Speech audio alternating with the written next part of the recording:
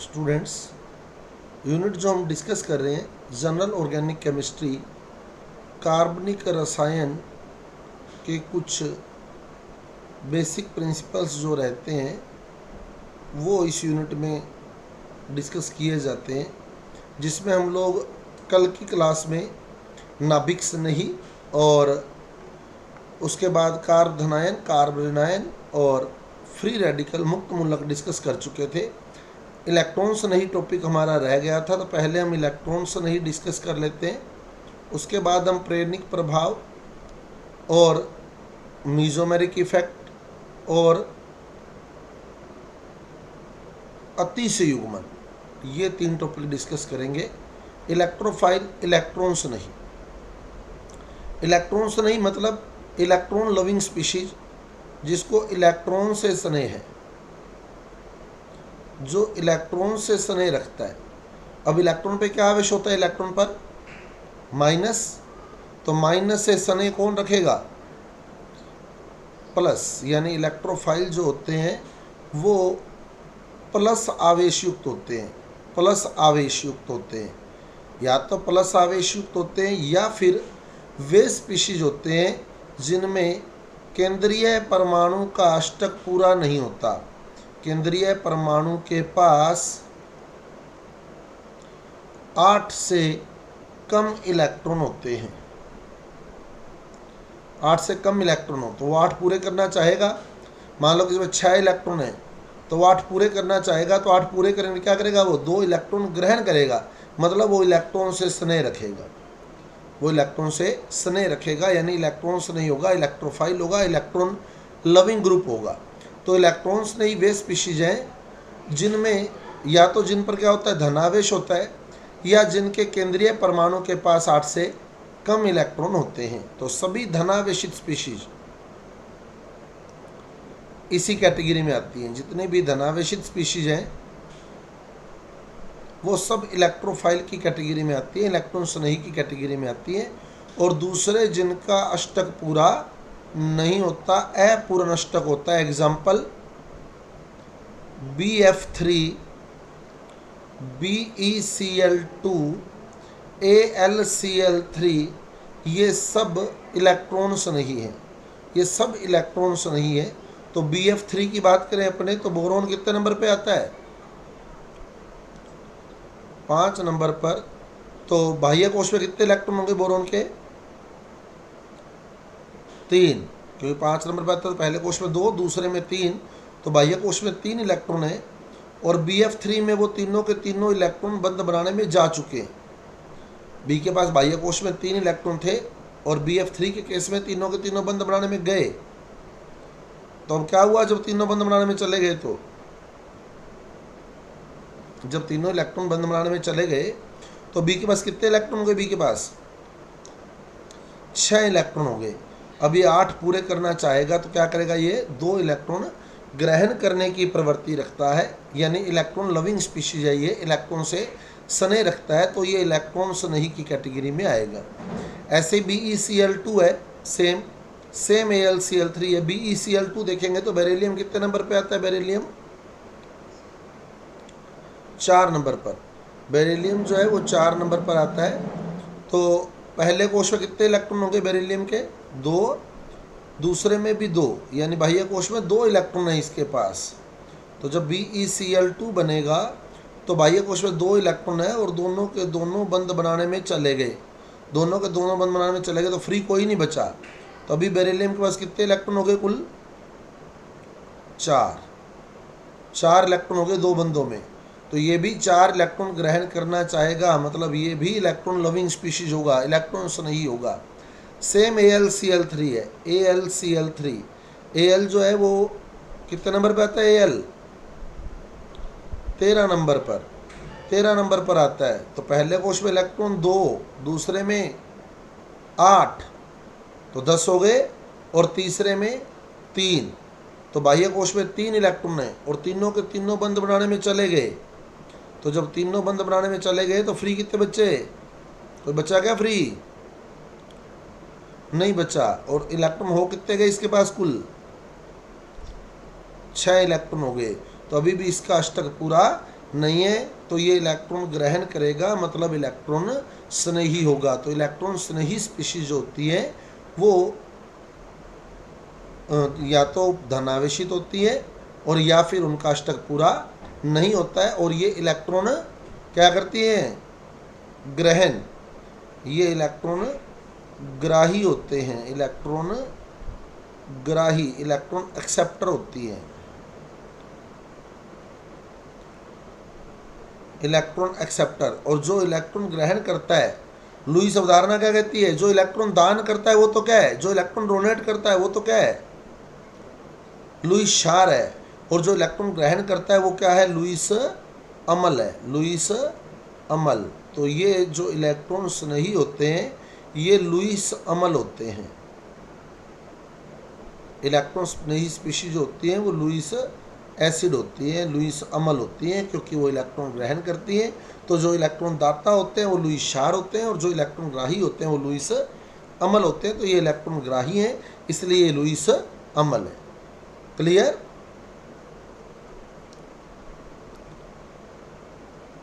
अब आता है हमारे पास प्रेरणिक प्रभाव, इंडक्टिव इफेक्ट, जो हम डिस्कस हल्का फुल्का कर चुके हैं। प्रेरणिक प्रभाव,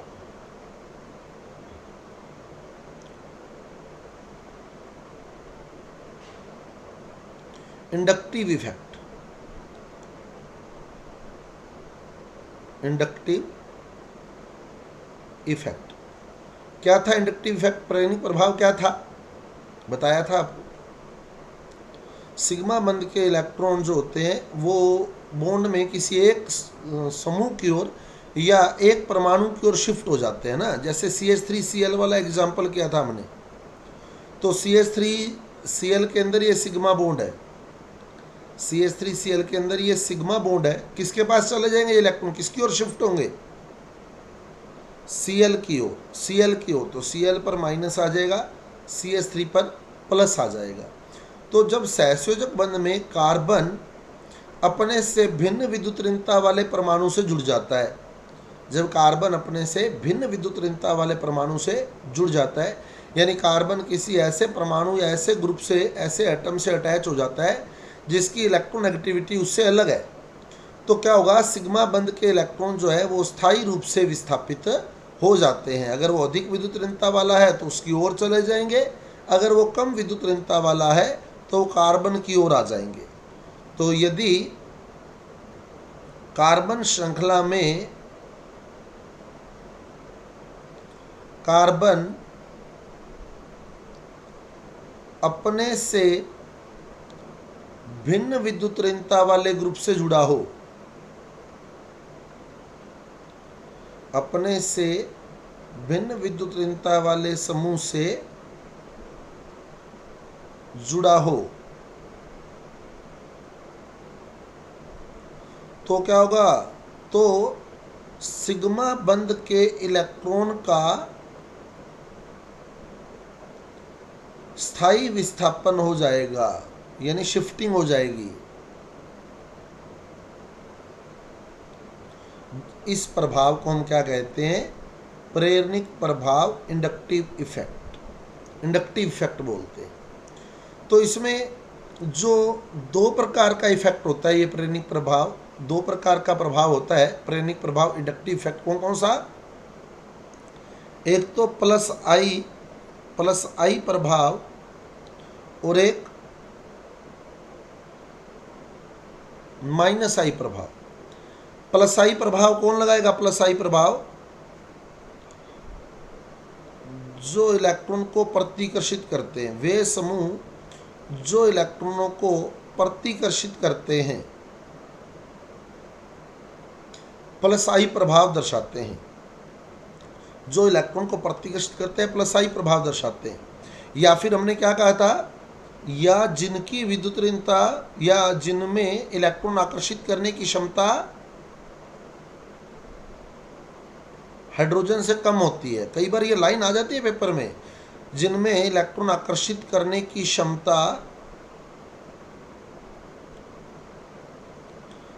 हाइड्रोजन से कम होती है। हाइड्रोजन का जो प्रेरणिक प्रभाव है कितना माना जाता है? हाइड्रोजन का इंडक्टिव इफेक्ट 0 है, 0 है, तो उनमें इलेक्ट्रॉन को आकर्षित करने की क्षमता हाइड्रोजन से भी कम है, यानी 0 से भी कम है। इसका मतलब वो इलेक्ट्रॉन को आकर्षित नहीं कर पाएंगे, बल्कि क्या करेंगे, वो इलेक्ट्रॉन को प्रतिकर्षित करेंगे। तो जिनमें इलेक्ट्रॉन को आकर्षित करने की क्षमता हाइड्रोजन से कम होती है, अर्थात वे इलेक्ट्रॉन को प्रतिकर्षित करते हैं।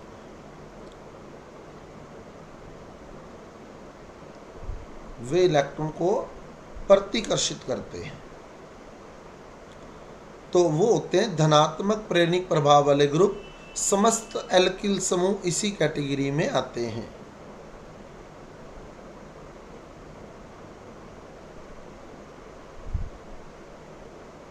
जितने भी एल्किल समूह हैं वो सब के सब धनात्मक प्रेरणिक प्रभाव शो करते हैं। अब आता है माइनस आई प्रभाव। माइनस आई प्रभाव क्या हो जाएगा? बिल्कुल इसके अपोजिट, जो इलेक्ट्रॉन को क्या करेगा? आकर्षित। तो ऐसे ग्रुप जो इलेक्ट्रॉन को आकर्षित करते हैं, इलेक्ट्रॉन को अपनी ओर खींचते हैं, वो माइनस आई प्रभाव रखते हैं। जो इलेक्ट्रॉन को अपनी ओर आकर्षित करते हैं, अभी इसका सीक्वेंस देखेंगे हम लोग, और फिर धनप्रेरणिक प्रभाव का महत्व भी डिस्कस करेंगे, क्योंकि इससे भी क्वेश्चन आते हैं, इसकी इंपॉर्टेंस से भी। तो समस्त एल्किल समूह का भी प्रेरणिक प्रभाव हम लोग डिस्कस करेंगे, इंडक्टिव इफेक्ट हम लोग अभी क्लियर करेंगे। तो माइनस आई प्रभाव में क्या होगा? ये इलेक्ट्रॉन को आकर्षित करेगा। और हम क्या कह सकते हैं दूसरी भाषा में, अगर हाइड्रोजन वाली डेफिनेशन आती है तो क्या लिखा होगा? ऐसे समूह जिनमें इलेक्ट्रॉन को आकर्षित करने की क्षमता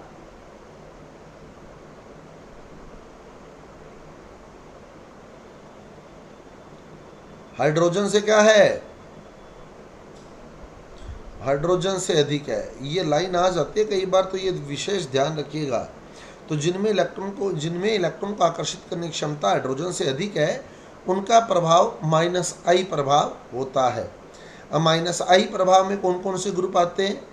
जैसे NR3+, इसका माइनस आई प्रभाव सबसे ज़्यादा माना जाता है।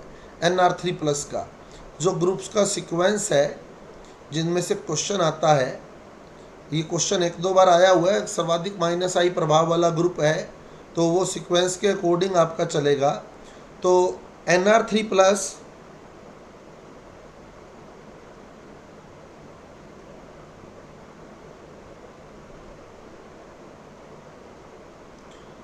Greater than NO2 greater than CN greater than COOH greater than F greater than Cl greater than Br greater than I greater than OH greater than OR greater than phenyl C6H5 और greater than H। ये minus I प्रभाव का समूह है। NR3 greater than NO2 greater than CN is greater than COOH is greater than F is greater than Cl is greater than Br is greater than I is greater than OH is greater than OR is greater then C6H5 is greater than H। क्योंकि H का हम लोग 0 मानते हैं, तो 0 से पहले वाले सारे लिख दिए गए हैं। तो ये सीक्वेंस आपको ध्यान रखना है। इनमें से कई बार 4 ऑप्शन निकल आते हैं कि सबसे ज़्यादा माइनस आई प्रभाव किसका है, तो वो ऑप्शन के अकॉर्डिंग आपका उत्तर हो जाएगा। क्लियर? वो ऑप्शन के अकॉर्डिंग आपका आंसर जो है वो आ जाएगा। अब प्लस आई प्रभाव की बात करें हम लोग, एल्किल समूह प्लस आई प्रभाव दर्शाते हैं। एल्किल समूह, जितना बड़ा एल्किल समूह होगा प्लस आई प्रभाव उतना ही ज़्यादा होगा। तो बड़ा एल्किल समूह अगर है तो उसका प्लस आई इफेक्ट क्या होगा? प्लस आई प्रभाव क्या होगा?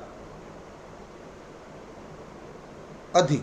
प्लस आई प्रभाव अधिक होगा। जैसे मैथिल, एथिल, एन प्रोपिल और एन ब्यूटिल।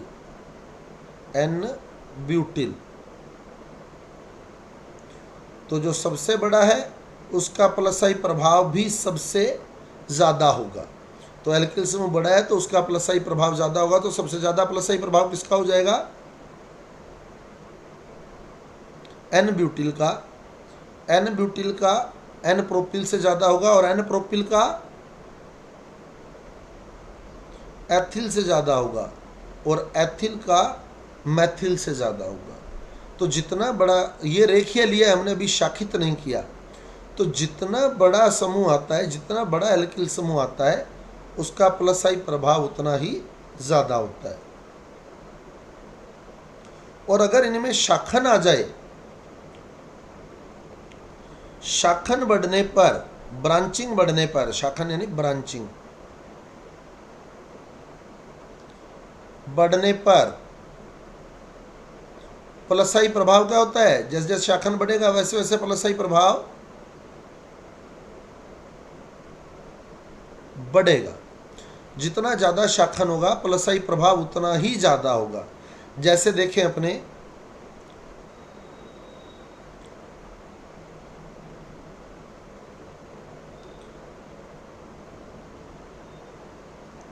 ये 4 कार्बन है बिल्कुल सीधी श्रृंखला में, ये 4 कार्बन बिल्कुल सीधी श्रृंखला में, ठीक है। अब ये तो होगा N butyl, N butyl.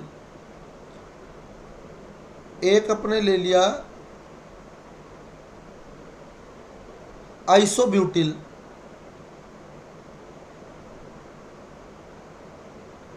Isobutyl, इसमें शाखन आ गया है, ठीक है। एक ले लिया अपने द्वितीयक ब्यूटिल,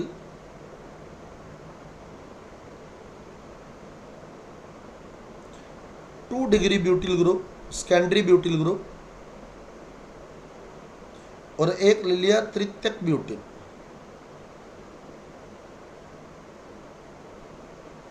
3 डिग्री ब्यूटिल। तो जिसमें ज़्यादा शाखन है उसका प्लस आई प्रभाव ज़्यादा होगा। शाखन जैसे जैसे बढ़ेगा, ब्रांचिंग जैसे जैसे बढ़ेगी, उसका प्लस आई प्रभाव बढ़ेगा। तो किसमें ब्रांचिंग ज़्यादा है बताओ? सबसे ज़्यादा ब्रांचिंग किसमें? तृतीयक ब्यूटिल में। तृतीयक ब्यूटिल में 3 डिग्री कार्बन के साथ 3 एल्किल ग्रुप लगे, 3 एल्किल ग्रुप लगे, तो इसमें ब्रांचिंग सबसे ज़्यादा है। एक एल्किल ये लगा, एक एल्किल ये लगा, एक एल्किल ये लगा। अब ये भी प्लस आई प्रभाव रखेगा, ये भी प्लस आई प्रभाव रखेगा, ये भी प्लस आई प्रभाव रखेगा। तो यानी ओवरऑल इसमें प्लस आई प्रभाव ज़्यादा है। ब्रांचिंग बढ़ने पर प्लस आई प्रभाव बढ़ने का यही रीज़न रहता है कि उससे इंडिविजुअल एल्किल ग्रुप जुड़ जाते हैं। तो तृतीयक ब्यूटिल का प्लस आई प्रभाव जो है वो सबसे ज़्यादा है, सबसे ज़्यादा यानी 1 नंबर पर है ये, ठीक है। इससे कम किसका होगा बताओ? द्वितीयक ब्यूटिल का या आइसो ब्यूटिल का?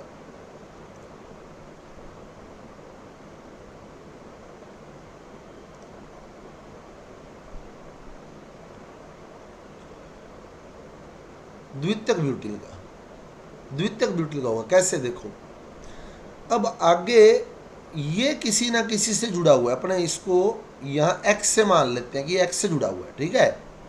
यहाँ भी अपने एक्स से मान लेते हैं, ठीक है। अभी इस कार्बन को देखो, इस कार्बन को, इसके साथ कितने एल्किल ग्रुप जुड़े हैं? ब्रांचिंग जब देख रहे हो ना आप, तो जिस कार्बन का बॉन्ड फ्री है उसको कंसीडर करोगे। इस कार्बन का बॉन्ड फ्री है, इधर इस कार्बन का बॉन्ड फ्री है, जब एल्किल ग्रुप आप लोग देख रहे हैं, ठीक है। अब आप देखो इस कार्बन के साथ, इस कार्बन के साथ कितने एल्किल ग्रुप जुड़े हैं बताओ? एक ही जुड़ा है ना, एक ही जुड़ा है। इसको तो एक ही इलेक्ट्रॉन दे रहे हो ना, ये वाला। समझ आ गई बात? इस कार्बन के साथ, क्योंकि आगे ये किसी ना किसी से जुड़ा होगा, तो अपने यहाँ देखना है कि कितने एल्किल समूह इलेक्ट्रॉन देने वाले हैं इसको। तो आप देखें इसमें, तो इसको एक यही वाला समूह जो है इलेक्ट्रॉन दे रहा है, और इसको देखो कितने ग्रुप इलेक्ट्रॉन दे रहे हैं, देखो 2। तो इसके साथ एक तरह से ये बन गया, देखो आप, ये बन गया इस तरह से, इसके साथ 2 एल्किल ग्रुप लगे, क्लियर। और ये बन गया ऐसे कि इसके साथ एक एल्किल ग्रुप लगा है। आगे बात समझ? तो इसका प्लस आई प्रभाव बढ़ गया है, लग गया पता? तो द्वितीयक ब्यूटिल का प्लस आई प्रभाव सबसे ज़्यादा तृतीयक ब्यूटिल का है, उसके बाद द्वितीयक ब्यूटिल का है। अब एन ब्यूटिल और आइसो ब्यूटिल में किसका ज़्यादा हो जाएगा? एन ब्यूटिल और आइसो ब्यूटिल में अब आइसो का ज़्यादा हो जाएगा ना। क्यों ज़्यादा हो जाएगा? क्योंकि अब इसको अगर हम देखें तो इसको बिल्कुल लीनियर चेन में इलेक्ट्रॉन मिल रहे हैं ऐसे।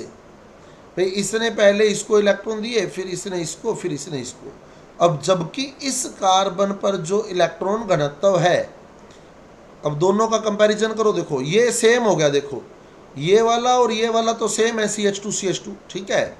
अब इसको देखो, मैं आपको एक तरीका भी बता दूंगा, इसको देखें आप और इसको देखें, तो इसको तो एक ही एल्किल ग्रुप इलेक्ट्रॉन दे रहा है, ये वाला, तो यानी ये बन गया ऐसे, देखो CH2R, इसको तो एक ही एल्किल ग्रुप इलेक्ट्रॉन दे रहा है एथिल, और इसको देखेंगे तो CH2CHRR, सही है। तो इसको दो ग्रुप इलेक्ट्रॉन दे रहे हैं, तो यानी प्लस आई प्रभाव कंपैरेटिवली इसमें ज़्यादा है। बाकी दिख ही रहा है, शाखन आ गया, शाखन आ गया तो प्लस आई प्रभाव बढ़ेगा, तो आइसो ब्यूटिल 3 नंबर पे आएगा और एन ब्यूटिल 4 नंबर पे आएगा। आगे बात समझ। अब इसमें मेथड क्या रहता है? तृतीयक कार्बन का अगर डायरेक्ट बॉन्ड फ्री हो, 3 डिग्री कार्बन का बॉन्ड अगर डायरेक्ट फ्री हो तो उसका प्लस आई इफेक्ट सबसे ज़्यादा होता है। 3 डिग्री कार्बन का अगर आपका केस बन रहा है और उसका बॉन्ड फ्री पड़ा है 3 डिग्री कार्बन का, तृतीय कार्बन का, तो उसका प्लस आई इफेक्ट मैक्सिमम है। उसके बाद 2 डिग्री कार्बन, उसके बाद 1 डिग्री कार्बन, और लास्ट में मैथिल ग्रुप, लास्ट में मैथिल ग्रुप का प्लस आई इफेक्ट आएगा। अब आपको सोचने की जरूरत नहीं रहेगी, आप ओवरऑल कार्बन देखते जाए, ठीक है। और सारे ही अगर 2 डिग्री कार्बन देख लें, मान लो सारे ही 2 डिग्री कार्बन ही दे दे अपने को, फिर आप ये देख लेना ज़्यादा कार्बन किस में लगे, क्योंकि वो तो अपने डिस्कस किया ही है कि कार्बन बढ़ने पर प्लस आई प्रभाव बढ़ता है। ये तो हम लोग ऊपर भी डिस्कस कर चुके हैं ना।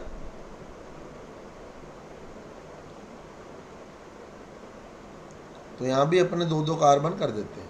अब किसका प्लस आई प्रभाव ज़्यादा होगा? हाँ, सारे 2 डिग्री हैं, 2 डिग्री 2 डिग्री 2 डिग्री।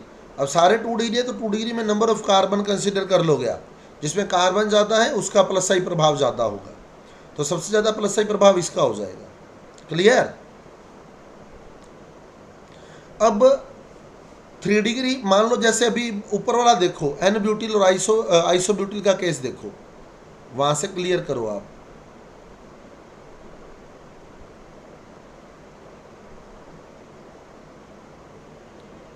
अब जैसे आपको प्लस आई इफेक्ट छांटना था कि किसका ज़्यादा है, कैसे छांट सकते हैं? अब ये फ्री बॉन्ड यहाँ से है, ये दोनों सेम है, देखो CH2 सेम है, सेम हो गए ना CH2, तो इसका कोई महत्व नहीं रहा दोनों में, इसको हटा दो, इसको माइंड से हटा दो, भाई इसका तो कोई इंपॉर्टेंस ही नहीं रही। अब आओ इस पे, अब इस कार्बन को उसको हटाने के बाद कंसिडर करो, ये कौन सा कार्बन है, उसको हटा दो, जो कॉमन है, मान लो आपको नहीं पता लग रहा, आप उसको रिमूव कर दो। अब ये कौन सा गिना जाएगा? 1 डिग्री, और ये कौन सा गिना जाएगा? 2 डिग्री, तो 2 डिग्री वाले का ज़्यादा हो जाएगा। समझ आ गई बात? अगर कभी माइंड में कन्फ्यूजन रहता है तो आप उसको हटा दें, जो कॉमन है, जो सेम है, उसको वहाँ से हटा दें, श्रृंखला से कट कर दें उसको। ये हमारे काम का नहीं है, इससे पता नहीं लग पा रहा। अब आप अगले कार्बन पे पहुँच जाएं, तो ये 1 डिग्री है, ये 2 डिग्री है, उसको काटने के बाद। समझ आ गई बात? लग गया पता? नहीं तो अगर नहीं भी काटते तो भी सोच सकते हैं, देखो कैसे, तो भी सोच सकते हैं। आप काटे ना अगर तो भी सोच सकते हैं, काट दे तो भी क्लियर हो जाएगा, नहीं काटे तो भी क्लियर हो जाएगा। ये सेम है, इससे नहीं पता लगा, तो ये वाला कार्बन अब ओवरऑल देखो, जैसे मैंने इसको काटा नहीं, ये पड़ा है, अब ये कार्बन कितने कार्बन जुड़ा है? 2 से। काट दे तो 1 से जुड़ा रहेगा ना, अभी 2 से जुड़ा है ना, इधर और इधर, है ना, 2 डिग्री की श्रेणी में आ जाएगा एक तरह से, अभी 2 कार्बन से जुड़ा हुआ है ये। और ये कार्बन कितने कार्बन जुड़ा हुआ है? ये 3 डिग्री की श्रेणी में आ जाएगा ना, तो 3 डिग्री का प्लस आई प्रभाव 2 डिग्री से ज़्यादा होता है। समझ आ गई बात? वो नेक्स्ट कार्बन की ओर शिफ्ट होते जाएं आप लोग। पहले फ्री बॉन्ड वाला देख लें, फ्री बॉन्ड वाले से पता लग रहा है तो ठीक है, वो सेम मिल रहा है तो नेक्स्ट कार्बन की ओर शिफ्ट हो जाएं, नेक्स्ट कार्बन को कंसीडर कर लें, वहां से यही क्रम मिलेगा आपको। आ गया समझ? अब जैसे यहाँ आप मान लो, यहाँ जैसे मिस्टेक हुई थी हमारे से, मान लो आइसोब्यूटिल और द्वितीयक ब्यूटिल में, अब आप बड़े आराम से कंसिडर कर सकते हैं इसको। अब आइसोब्यूटिल और द्वितीयक ब्यूटिल का केस देखो आप, ये हमने द्वितीयक ब्यूटिल लिया था, ये वाला ग्रुप द्वितीयक ब्यूटिल था, तो इसका जिस कार्बन का बॉन्ड फ्री है वो कौन सा कार्बन है बताओ? 1 डिग्री है, 2 डिग्री है, 3 डिग्री है? 1 डिग्री है, प्राइमरी है, एक ही कार्बन जुड़ा है आगे। अब इसका जिस कार्बन का बॉन्ड फ्री है वो देखो कौन सा है, वो 2 डिग्री है, तो 2 डिग्री वाले का प्लस आई प्रभाव ज़्यादा हो जाएगा 1 डिग्री वाले से। समझ आ गई बात? तो सीधा ध्यान रखें, 3 डिग्री कार्बन अगर आपको दिया है फ्री बॉन्ड वाला तो उसका प्लस आई इफेक्ट ज़्यादा है, उससे कम 2 डिग्री वाले का, उससे कम 1 डिग्री वाले का। अब अगर किसी में मान लो 2 में ब्रांचिंग मिल गई, जैसे यहाँ मिल गई थी, तो पहला कार्बन अगर आपको सेम दिख रहा है तो अगले कार्बन को सोचे, पहला कार्बन अलग है तो सीधा सोच ले कि 1 डिग्री है, 2 डिग्री है, 3 डिग्री है, तो आपको पता लग जाएगा आराम से। क्लियर? जैसे अब इसमें बताना दोनों में से, अब अपने सेम ही उठा लेते हैं एक एग्जांपल।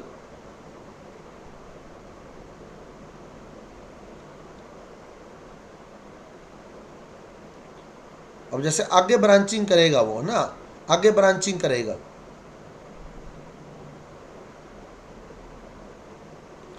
अब डबल ब्रांचिंग है दोनों में, देखा जाए तो सेम तरह से ब्रांचिंग है, तो किसका प्लस आई प्रभाव ज्यादा है दोनों में से बताओ? ऊपर वाले का, नीचे वाले का?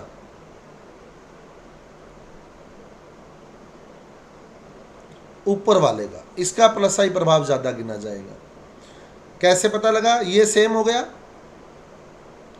अब नेक्स्ट कार्बन को सोच लें, तो ये 3 कार्बन से जुड़ा है, 3 डिग्री हो गया, ये 2 कार्बन जुड़ा 2 डिग्री हो गया, 3 डिग्री वाले का प्लस आई ज़्यादा हो जाएगा, बस तुरंत पता लग जाएगा। आगे बात समझ? तो अब हम आगे चलें, प्रेरणिक प्रभाव का महत्व, इंडक्टिव इफेक्ट का क्या इंपॉर्टेंस रहता है इसमें। एक तो जो अम्लीय और क्षारीय प्रवृत्ति को क्लियर करता है, ये अम्लीय व क्षारीय प्रवृत्ति की व्याख्या इसमें की जा सकती है। किसी भी ऑर्गेनिक कंपाउंड के एसिडिक नेचर है या बेसिक नेचर है, उसकी व्याख्या हम इंडक्टिव इफेक्ट, प्रेरणिक प्रभाव के आधार पर ही करते हैं। अगर प्लस आई प्रभाव बढ़ता है तो कौन सी प्रकृति आती है? क्षारीय। प्लस आई प्रभाव अधिक है तो क्षारीय प्रकृति अधिक होती है।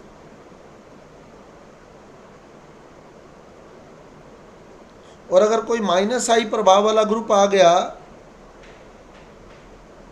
माइनस आई प्रभाव अगर बढ़ जाए तो फिर अम्लीय प्रवृत्ति बढ़ जाती है।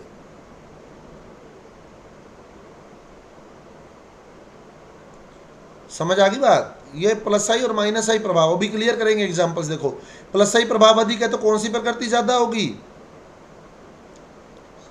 क्षारीय प्रकृति ज्यादा होगी। और अम्लीय प्रवृत्ति क्या होगी? अगर अम्लीय पूछ लेता तो क्या हो जाएगी? कम। क्षारीय अधिक है तो अम्लीय कम हो जाएगी, यहां अम्लीय अधिक है तो क्षारीय क्या हो जाएगी? क्षारीय कम। तो एल्कली, माइनस आई प्रभाव है तो एसिडिक नेचर ज़्यादा, एल्कली नेचर कम। प्लस आई प्रभाव है तो एल्कली नेचर यानी बेसिक नेचर ज़्यादा होगी, एसिडिक नेचर कम होगी, अम्लीय प्रवृत्ति कम होगी। जैसे देखो, अमोनिया अमोनिया और मैथिलएमीन में कौन ज़्यादा क्षारीय है बताओ? अमोनिया और मैथिलएमीन में मैथिलएमीन, क्योंकि मैथिल समूह का कौन सा प्रभाव है? प्लस आई। प्लस आई प्रभाव अगर आ गया है श्रृंखला में तो क्षारीय प्रकृति को बढ़ाएगा, क्षारीय प्रकृति को बढ़ाएगा। तो मैथिलएमीन अमोनिया से ज़्यादा क्षारीय है।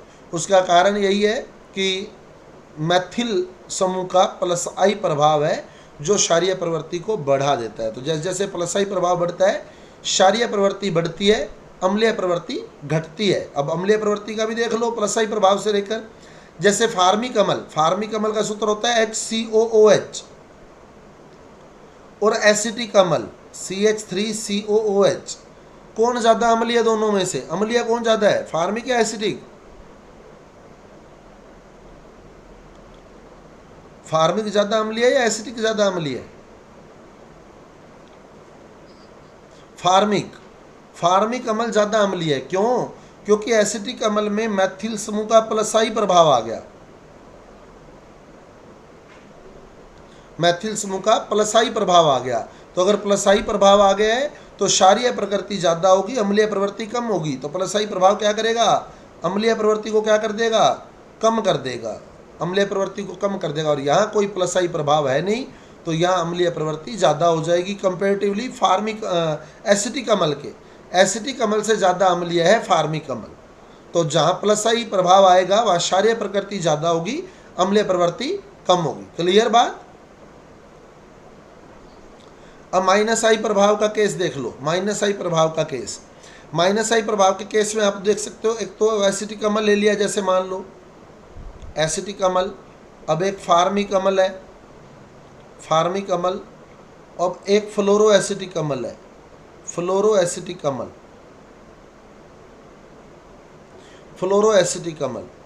अब आप देखो इसमें ग्रुप कौन कौन जुड़ा है, इसमें कोई ग्रुप जुड़ा है क्या कार्बोक्सिलिक समूह के साथ? कोई ग्रुप नहीं है, इसमें तो H जुड़ा है, H जुड़ा है। और H का प्रेरणिक प्रभाव क्या होता है, शून्य। H का प्रेरणिक प्रभाव शून्य माना जाता है, ठीक है। इसमें मैथिल ग्रुप लगा है, मैथिल समूह का कौन सा प्रभाव होता है, प्लस आई। और इसमें F लगा है, फ्लोरो लगा है, फ्लोरो एसिटिक अम्ल, F का कौन सा प्रभाव होता है, माइनस आई। तो माइनस आई प्रभाव अगर आ गया तो कौन सी प्रकृति बढ़ा देगा, अम्लीय, यानी सबसे ज़्यादा अम्लीय फ्लोरो एसिटिक अम्ल है, सबसे ज़्यादा अम्लीय फ्लोरो एसिटिक अम्ल है, सर्वाधिक अम्लीय फ्लोरो एसिटिक अम्ल है। उससे कम अम्लीय कौन सा हो जाएगा, फार्मिक, 2 नंबर पे आ जाएगा फार्मिक। और सबसे कम अम्लीय जो है वो एसिटिक अम्ल हो जाएगा। एसिटिक अम्ल की अम्लीय प्रवृत्ति सबसे कम होगी दिए गए अम्लों में, दिए गए अम्लों में एसिटिक अम्ल की अम्लीय प्रकृति सबसे कम होगी, क्योंकि एसिटिक अम्ल में प्लसाई प्रभाव वाला ग्रुप मौजूद है। आगे बात समझ? तो अम्लीय प्रवृत्ति और क्षारीय प्रकृति की व्याख्या हम प्लसाई और माइनसाई प्रभाव के बेस पे करते हैं। इसके अलावा जो एल्किल हैलाइड की, ये कल का टॉपिक रहेगा हमारा, कल करेंगे इसको, नाभिक स्नेही प्रतिस्थापन अभिक्रिया, SN1 अभिक्रिया। SN1 अभिक्रिया में क्रियाशीलता में एल्किल हैलाइड की जो क्रियाशीलता रहती है वो भी प्लसाई प्रभाव बढ़ने पर बढ़ती है, प्लसाई प्रभाव बढ़ने पर बढ़ती है। ऐसा क्यों होता है? देखो, एल्किल हैलाइड SN1 अभिक्रिया में क्रियाशीलता कैसे पहचानेंगे, प्लसाई प्रभाव अगर ज़्यादा होगा तो क्रियाशीलता भी ज़्यादा होगी SN1 में। SN1 में क्या होता है, SN1 में पहले पद में कार्बन हैलोजन बंध टूटता है, पहले पद में कार्बन और हैलोजन बंध टूटता होता है।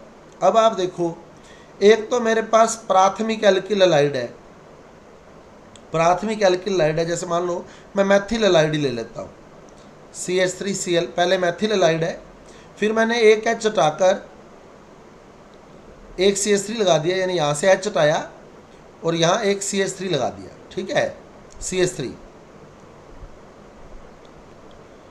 इसमें से अब एक H और हटाया, एक CH3 और लगा दिया।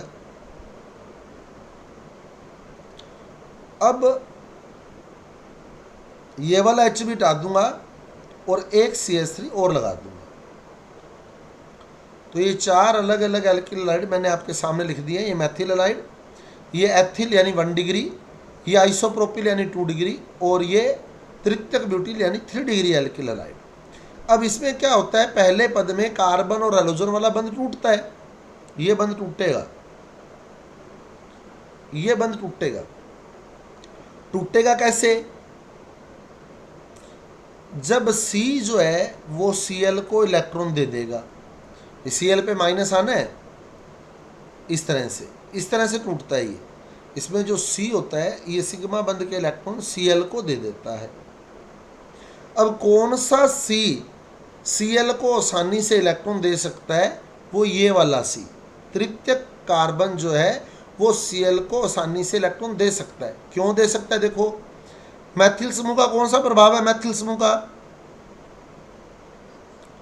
प्लस I, तो ये मैथिल क्या करेगा? इसको इलेक्ट्रॉन देगा कार्बन को, ये वाला मैथिल भी इस कार्बन को इलेक्ट्रॉन देगा, और ये वाला मैथिल भी इस कार्बन को इलेक्ट्रॉन देगा। तो यानी तीनों मैथिल जो है इस कार्बन को इलेक्ट्रॉन देंगे, इस कार्बन को तीनों मैथिल इलेक्ट्रॉन देंगे, इनका प्लस ही प्रभाव है। तो इस कार्बन पर क्या होगा? इलेक्ट्रॉन घनत्व, इस कार्बन पर इलेक्ट्रॉन घनत्व बढ़ जाएगा। तो यहाँ इलेक्ट्रॉन घनत्व बढ़ जाएगा क्योंकि इसके साथ तीन तीन एल्किल ग्रुप वाले ग्रुप लगे हैं, तीन तीन एल्किल समूह लगे हैं, तो इस पर इलेक्ट्रॉन घनत्व बढ़ जाएगा। तो ये अपने इलेक्ट्रॉन घनत्व को कम करने के लिए क्या करेगा? इस बंध के इलेक्ट्रॉन Cl को दे देगा ताकि इस पर इलेक्ट्रॉन घनत्व कम हो सके। आगे बात समझ? तो इस तरह से ये CX बंध जो है वो आसानी से टूट जाता है, यानी इसकी क्रियाशीलता बढ़ जाती है। तो जितना ज़्यादा प्लस I प्रभाव आएगा SN1 अभिक्रिया में एल्किल हैलाइड की क्रियाशीलता उतनी ही ज़्यादा होगी। क्लियर? तो ये दो मुख्य इंपॉर्टेंस रहती है हमारे पास प्लस I प्रभाव की। बाकी तो और भी छोटी मोटी बातें हम पढ़ने को मिलती है हमारे को केमिस्ट्री सेकंड में, लेकिन ये दो बातें बहुत इंपॉर्टेंट है। एक तो SN1 अभिक्रिया में एल्किल हैलाइड की क्रियाशीलता का क्रम प्लस I प्रभाव ज़्यादा होता है तो क्रियाशीलता भी ज़्यादा होती है। SN2 में बिल्कुल उल्टा हो जाएगा। अब अगर SN1 वाला केस आपको समझ आ गया तो SN2 में उल्टा हो जाएगा। क्यों हो जाएगा उसकी चर्चा हम लोग कल की क्लास में करेंगे, लेकिन आज आपको सीधा पता लग जाना चाहिए प्लस I प्रभाव ज़्यादा है तो SN1 अभिक्रिया में क्रियाशीलता ज़्यादा है, और SN2 में क्या हो जाएगी? SN2 में वही कम हो जाएगी। तो प्लस I प्रभाव बढ़ेगा तो SN2 में कम होगी, SN1 में ज़्यादा होगी, सीधा ध्यान रख लें। हालांकि SN2 का रीजन अलग है, SN1 का रीजन तो यही है, लेकिन SN2 का रीजन अलग है। उस रीजन को भी हम लोग कल क्लियर करेंगे। समझ आ गई बात? प्रेरणिक प्रभाव क्लियर है? उसके बाद हम चले मीजोमेरिक इफेक्ट, जिसको हमने एरोमेटिक यौगिकों में रेजोनेटिक इफेक्ट भी बोला था। मीजोमेरिक इफेक्ट क्या होता है? मीजोमेरिक इफेक्ट बताओ। इसमें पाई बंध के इलेक्ट्रॉन का विस्थापन होता है। कब होता है? जब पाई पाई पाई कंजुगेशन में हो, जब पाई पाई संयुग्मन में हो, और या फिर पाई किसके साथ संयुग्मन में हो? लोन पेयर के साथ। या तो पाई पाई कंजुगेशन होगी या पाई लोन पेयर कंजुगेशन होगी। तो इस स्थिति में क्या होगा? पाई बंध के इलेक्ट्रॉन का विस्थानीकरण हो जाएगा, पाई बॉन्ड के इलेक्ट्रॉन का विस्थापन या विस्थानीकरण हो जाएगा। इस प्रभाव को हम लोग माइक ऑफ रखें अपना, मीजोमेरिक प्रभाव बोलते, मेसोमेरिक या मेसोमेरिक। तो जब पाई बंध के कंजुगेशन में आएगा या पाई बंध लोन पेयर के कंजुगेशन में आएगा तो उस केस में क्या होगा? पाई बंध के इलेक्ट्रॉन का विस्थानीकरण, विस्थापन, डीलोकलाइजेशन हो जाता है। उस प्रभाव को हम लोग क्या कहते हैं? मेसोमेरिक प्रभाव कहते हैं, मेसोमेरिक प्रभाव बोलते हैं इसको। तो कंजुगेशन में होना जरूरी है। कई बार सीधा ही पूछ लेता है निम्न में से किस एल्कीन में मेसोमेरिक प्रभाव पाया जाता है? तो एलीन ये दे दिया आपको,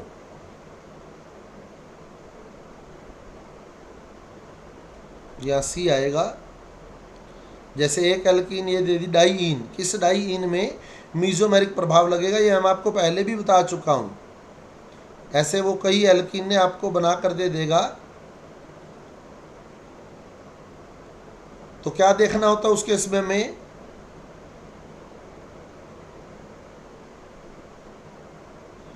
कि डबल बॉन्ड जो है एकांतर क्रम में लगा होना चाहिए। तो कौन सी एल्कीन मेसोमेरिक प्रभाव दर्शाएगी? ये वाली दर्शाएगी क्या? संयुग्मन में है क्या? नहीं है, एकांतर क्रम में होना चाहिए, है ना। ये वाली दर्शा देगी,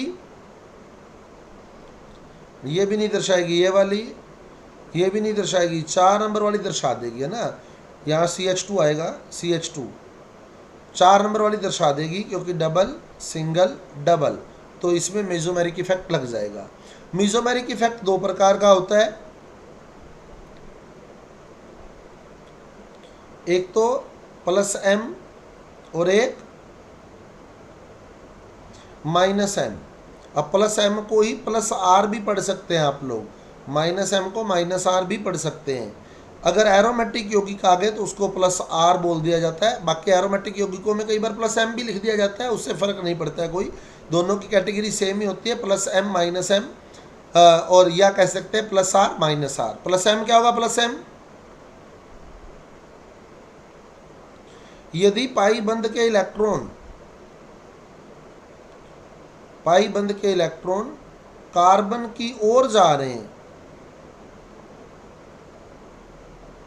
यदि कोई ग्रुप ऐसा है जो इलेक्ट्रॉनों को अपने से तो दूर भेज रहा है और कार्बन की ओर भेज रहा है उसको, यदि कोई समूह इलेक्ट्रॉनों को अपने से दूर करके कार्बन की ओर भेजे, तो उस समूह का प्रभाव जो होता है वो +M या +R प्रभाव होता है।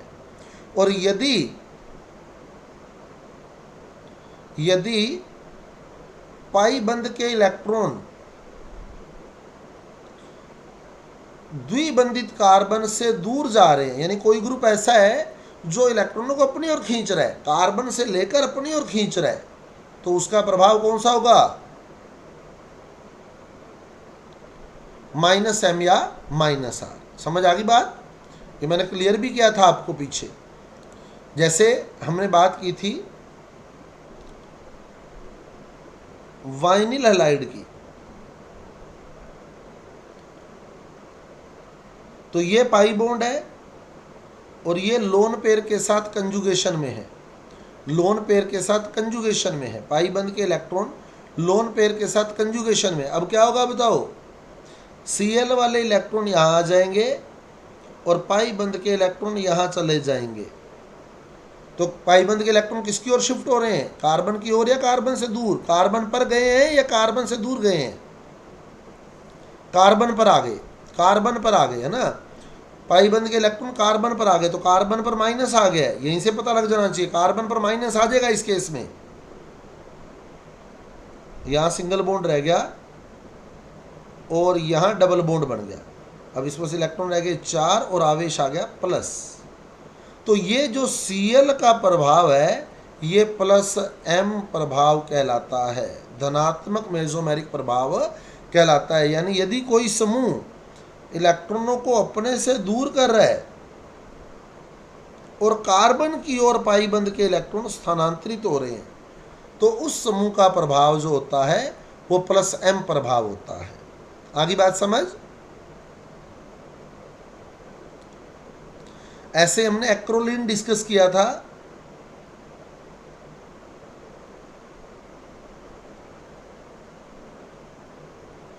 तो ये एक्रोलीन है। अब क्या होगा देखो, पाई बंद कंजुगेशन में है, ये पाई फिर डबल यानी पाई आ गया, फिर सिग्मा आ गया, फिर पाई आ गया, तो पाई बंद जो है कंजुगेशन में। अब C और O में से कौन इलेक्ट्रॉन खींच जाएगा?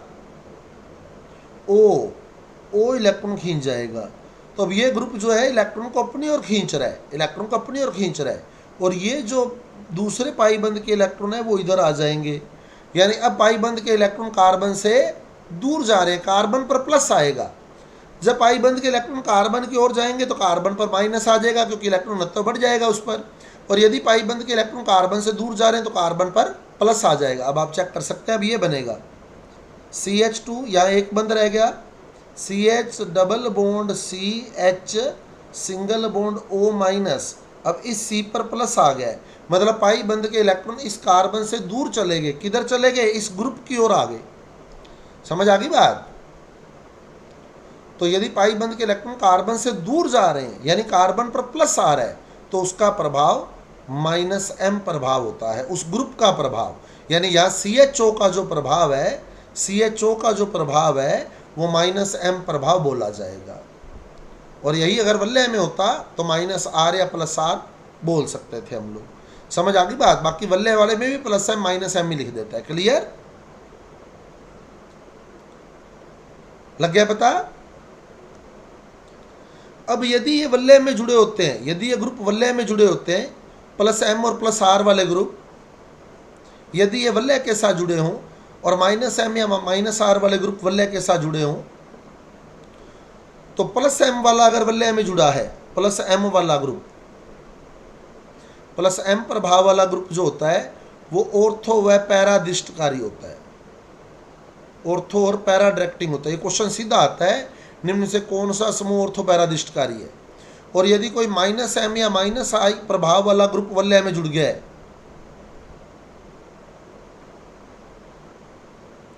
वो मेटादिष्टकारी होता है।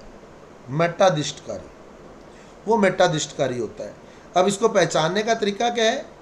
प्लस एम प्रभाव वाले जो ग्रुप होंगे वो सारे सिंगल बॉन्डेड होंगे, सब एकल बंध युक्त होंगे, सारे के सारे एकल बंध युक्त ग्रुप होंगे वो, ठीक है। और जो माइनस एम प्रभाव वाले ग्रुप होंगे उनमें डबल बॉन्ड या फिर ट्रिपल बॉन्ड लगा होगा। बस सीधा सा हिसाब है। आपको ऑर्थो पैरादिष्टकारी छांटना है, आप ये देख लो किस ग्रुप में एकल बंध है वो ऑर्थो पैरादिष्टकारी होगा, और यदि किसी ग्रुप में डबल बॉन्ड या ट्रिपल बॉन्ड है तो वो मेटादिष्टकारी होगा। जैसे एग्जांपल देखो, ये ऐसे प्रश्न आए हुए हैं, निम्न में से, अब आपको याद करने की जरूरत नहीं रहेगी माइनस एम माइनस आर, निम्न में से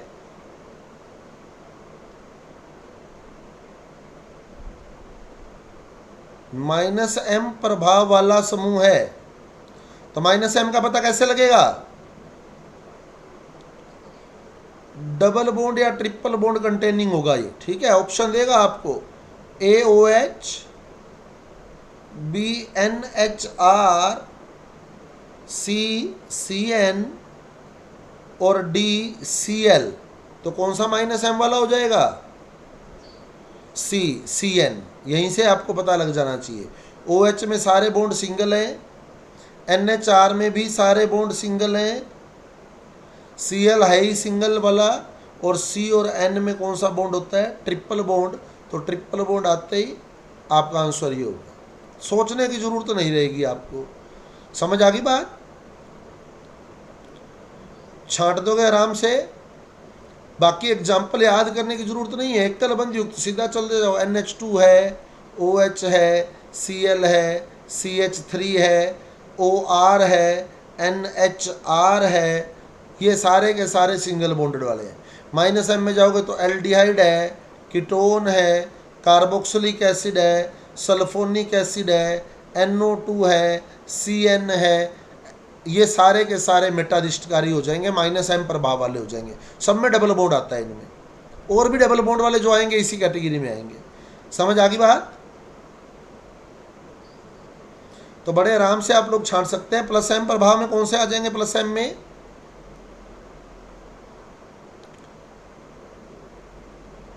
प्लस एम प्रभाव, इसमें जो ग्रुप होंगे वो ऑर्थो व पैरादिष्टकारी होंगे। ऑर्थो व पैरादिष्टकारी, ऑर्थो व पैरादिष्टकारी। और माइनस एम प्रभाव प्लस आर भी लिख सकता है वो, या माइनस आर भी लिख सकता है वो, ये होते हैं मेटादिष्टकारी। मेटादिष्टकारी। और ये प्रश्न आता है मेटादिष्टकारी छांट दो, ऑर्थो पैरादिष्टकारी छांट दो, तो मेटादिष्टकारी डबल या ट्रिपल बॉन्ड वाले हो जाएंगे और ऑर्थो पैरादिष्टकारी सिंगल बॉन्ड वाले हो जाएंगे। छांट दोगे। उसके बाद चले हम अतिसयुग्मन, हाइपर कंजुगेशन, जिससे एल्कीनों का स्थायित्व व्यक्त किया जाता है कि कौन सी एल्कीन ज़्यादा स्थायी है। अतिसयुग्मन, हाइपर कंजुगेशन क्या होता है बताओ? अतिसयुग्मन बेकर-नाथन प्रभाव बोलते हैं इसको, अतिसयुग्मन को। बेकर-नाथन प्रभाव अगर आ जाता है आपके पास, बेकर-नाथन प्रभाव की व्याख्या या बेकर-नाथन प्रभाव है, अतिसयुग्मन है, मेसोमेरिक प्रभाव है, प्रेरणिक प्रभाव है, तो आपके पास बेकर-नाथन प्रभाव का उत्तर क्या आएगा? अतिसयुग्मन। पहली बात इतना नहीं देता, बेकर-नाथन वाला क्वेश्चन जो है कभी आया नहीं है, फिर भी अगर दे देता है तो उसका आंसर हाइपर कंजुगेशन अतिसयुग्मन रहेगा, ठीक है। अतिसयुग्मन क्या होता है? अतिसयुग्मन बताओ कब उत्पन्न होता है? पहली बात तो ये एल्कीनों की विशेषता है हाइपर कंजुगेशन। कब उत्पन्न होता है?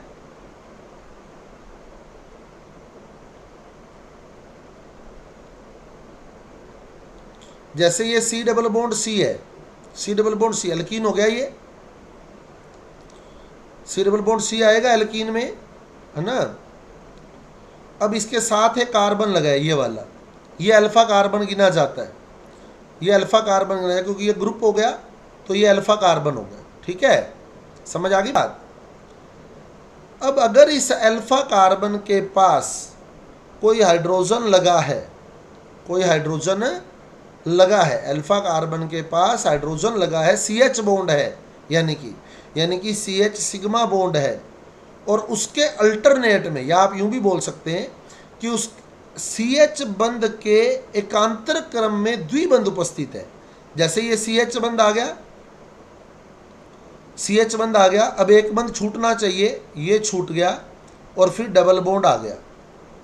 समझ आ गई बात। या यूं कर ले सीधा कि अल्फा कार्बन पर, एल्कीन के अल्फा कार्बन पर, एल्कीन के अल्फा कार्बन पर हाइड्रोजन उपस्थित है, हाइड्रोजन उपस्थित है, तो सिग्मा इलेक्ट्रॉन का स्थानांतरण हो जाता है। ये जो CH बंध के इलेक्ट्रॉन है ना, ये स्थानांतरित हो जाते हैं ऐसे, ये पाई बंध के इलेक्ट्रॉन इधर चले जाएंगे और ये इधर आ जाएगा ऐसे। तो सिग्मा बंध के इलेक्ट्रॉन का क्या हो जाता है, स्थानांतरण हो जाता है। यह घटना क्या कहलाती है, अति संयुग्मन कहलाती है, हाइपर कंजुगेशन कहलाती है। शर्त है कि डबल बॉन्डेड कार्बन के साथ कार्बन जो है उसके पास अल्फा हाइड्रोजन होना चाहिए, यानी ये स्थिति होनी चाहिए। समझ आ गई बात। ये अति संयुग्मन की स्थिति है। यहाँ जितने ज़्यादा H लगे होंगे, अति संयुग्मन से बनने वाली अनुनादी संरचनाएं, रेजोनेटिक स्ट्रक्चर उतनी ही ज़्यादा होंगी। लग गया पता। तो C double bond C group देखेंगे तो उसके साथ जो कार्बन है उस पर हाइड्रोजन उपस्थित होना जरूरी है। ये सिग्मा बॉन्ड के इलेक्ट्रॉन जो होते हैं ये शिफ्ट हो जाते हैं, स्थानांतरित हो जाते हैं, जिससे बनने वाली संरचना अनुनादी संरचना कहलाती है। अब चलते हैं अपने, देखो आप, अब आप बताना कौन सी एल्कीन, कौन सी एल्कीन अति संयुग्मन नहीं दर्शाती, कौन सी एल्कीन अति संयुग्मन नहीं दर्शाती। प्रोपीन, ब्यूट 1-इन, ब्यूट 2-इन, एथीन। कौन सी नहीं दर्शाएगी बताओ। एथीन नहीं दर्शाएगी क्योंकि इसमें C डबल बॉन्ड C तो है पर आगे कोई कार्बन ही नहीं है। क्लियर भाई, आगे कार्बन होना चाहिए, उस कार्बन के साथ H भी होना चाहिए। तो एथीन में ऐसा कुछ भी नहीं है। एथीन में तो सीधा C डबल बॉन्ड C ही है, तो ये अति संयुग्मन नहीं दर्शाती। प्रोपीन दर्शाएगी, ब्यूट 1-इन भी दर्शाएगी,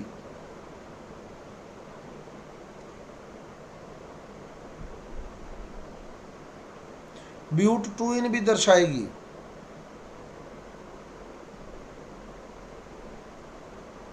सही है। अब देखो आप, इसमें C डबल बॉन्ड C आ गया, अगला कार्बन, इस कार्बन के पास हाइड्रोजन लगे हैं कितने, 3, तो इसमें 3 अल्फा हाइड्रोजन उपस्थित हैं, तो इसके अति संयुग्मन से 3 अनुनादी संरचनाएं बनेंगी। जितने अल्फा हाइड्रोजन उपस्थित होंगे, हर अल्फा हाइड्रोजन एक बार इलेक्ट्रॉन देगा। कैसे, देखो समझो बात को। ये है मेरे पास CH double bond CH2 CHHH। अब ये पाई बंध के इलेक्ट्रॉन यूं जाएंगे और ये वाले इलेक्ट्रॉन यूं आ जाएंगे यहाँ। पहली संरचना, पहली अनुनादी संरचना ये बनेगी H प्लस C। अब यहाँ 2 H रह गए, single bond CH, single bond CH2 minus, यहाँ डबल बॉन्ड आ जाएगा। पहली अनुनादी संरचना बन गई है। समझ आ गई बात। ये एक अनुनादी संरचना होगी। क्लियर। दूसरी अनुनादी संरचना ये हो सकती है कि ये वाला H इधर इलेक्ट्रॉन दे दे, ये भी तो दे सकता है। लग रहा है पता। और तीसरी क्या हो सकती है, ये वाला H इलेक्ट्रॉन दे दे, यानी एक अनुनादी संरचना ये बन गई। अगली अनुनादी संरचना अगर आप बनाना चाहते हैं तो आप इस H पर प्लस दिखाएंगे, उससे अगली अनुनादी संरचना अगर आप बनाना चाहते हैं तो इस H पर प्लस दिखाएंगे। तो बाकी आपसे पूछ सकता है कि प्रोपीन के अतिश युग्मन से कितनी अनुनादी संरचनाएं बनती है, तो 3 अनुनादी संरचनाएं बनती है। अल्फा हाइड्रोजन गिन लिया करो बस, और कुछ भी नहीं है। इसके साथ 3 अल्फा हाइड्रोजन लगे हैं इसके साथ, तो 3 अनुनादी संरचनाएं बना सकता है। अब इसमें बताओ कितनी अनुनादी संरचनाएं बनेंगी अतिश युग्मन से।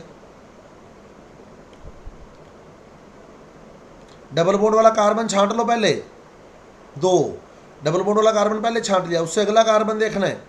अब इसके पास हाइड्रोजन है, यानी अतिश युग्मन दर्शाएगा कितने अल्फा हाइड्रोजन है वो देख लो, कितने, 2, तो ये 2 अनुनादी संरचनाएं बनाएगा। समझ आ रही है बात।